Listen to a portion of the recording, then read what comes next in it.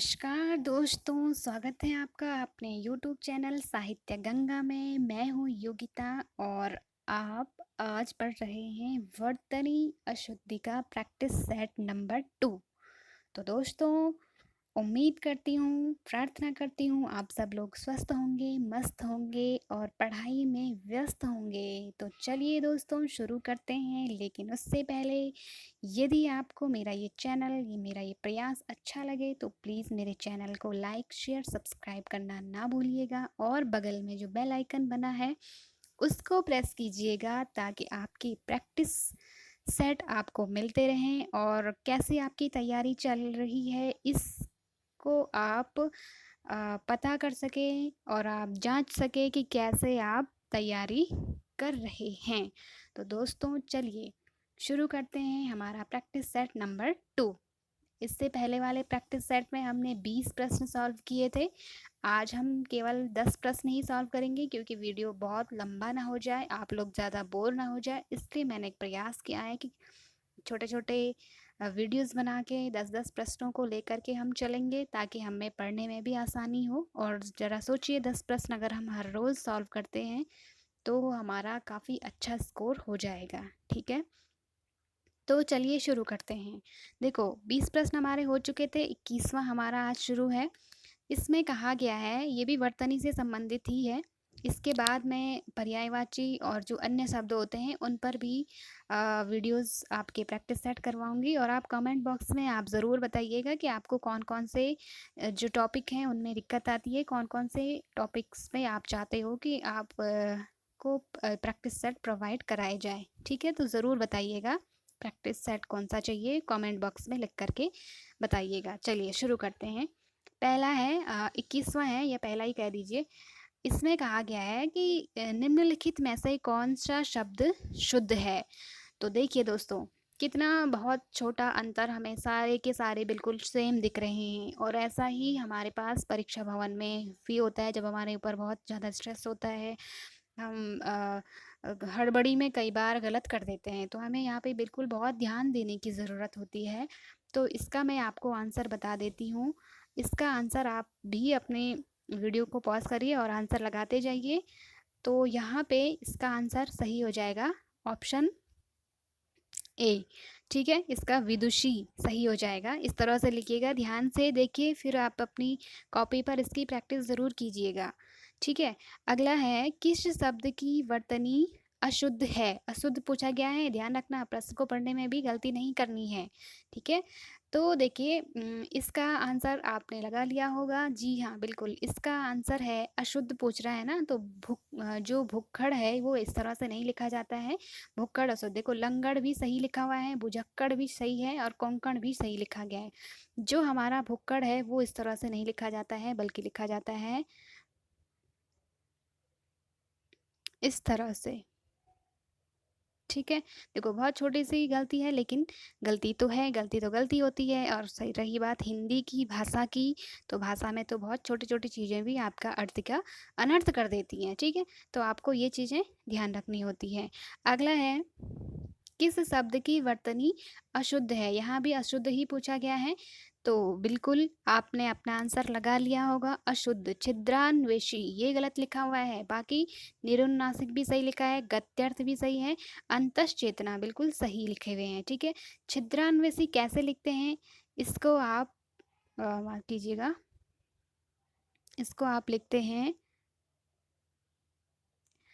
इस तरह से। मैं यहाँ पर लिख देती हूँ, एक मिनट।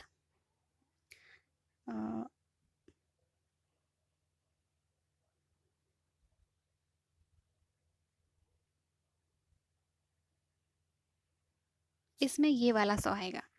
ठीक है, तो आपको ध्यान रखना है छिद्रान्वेषी ऐसे ही। देखो, एक सौ का ही तो अंतर है, लेकिन गलती तो गलती होती है ना।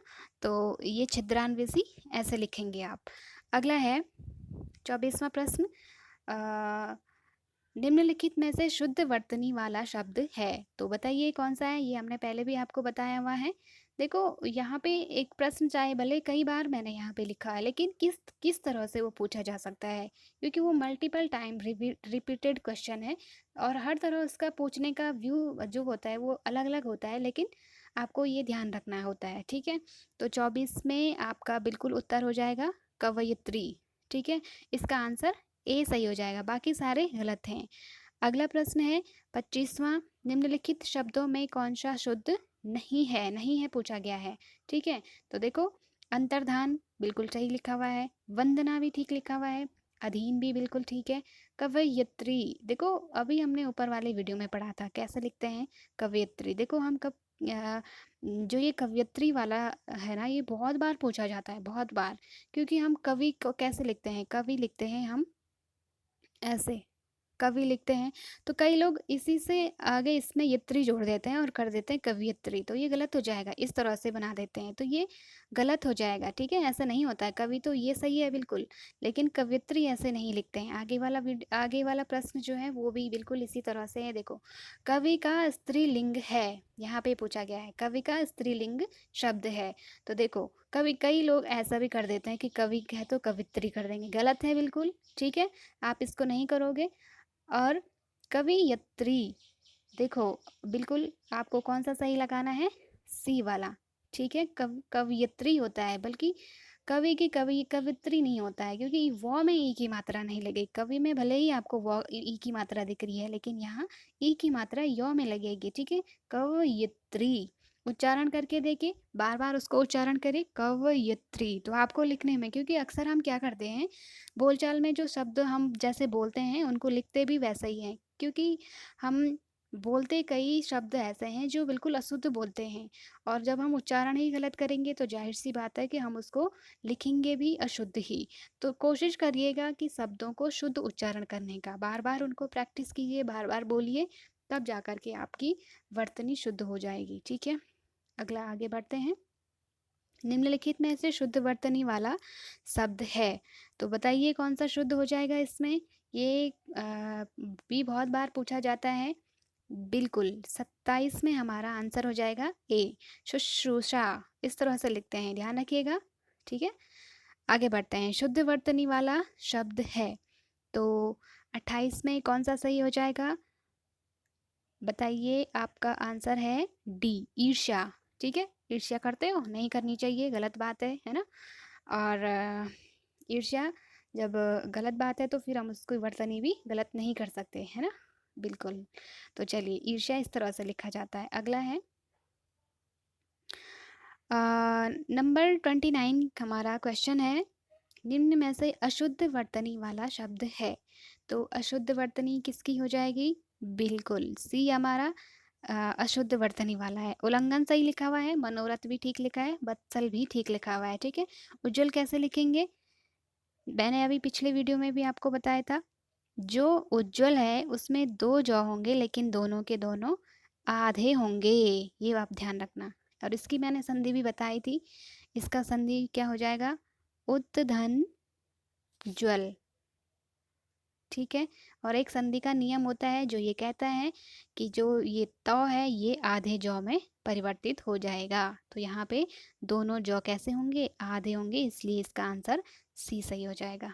ठीक, अगला है, लास्ट प्रश्न है हमारा इस वीडियो का, शुद्ध शब्द रूप है, तो शुद्ध शब्द रूप कौन सा हो जाएगा, बिल्कुल इसमें एक ही सही है, वो है दुर्निवार।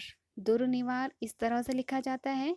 ठीक है, इसको आप ध्यान रखिएगा, और ऐसे ही आप उसको कॉपी पे प्रैक्टिस कीजिएगा, बार बार वीडियो को देखिएगा, और आपके जो आज के हमने 10 प्रश्न किए उनमें से एक भी अगर कभी पूछा जाता है तो बिल्कुल कोई भी गलत नहीं होना चाहिए।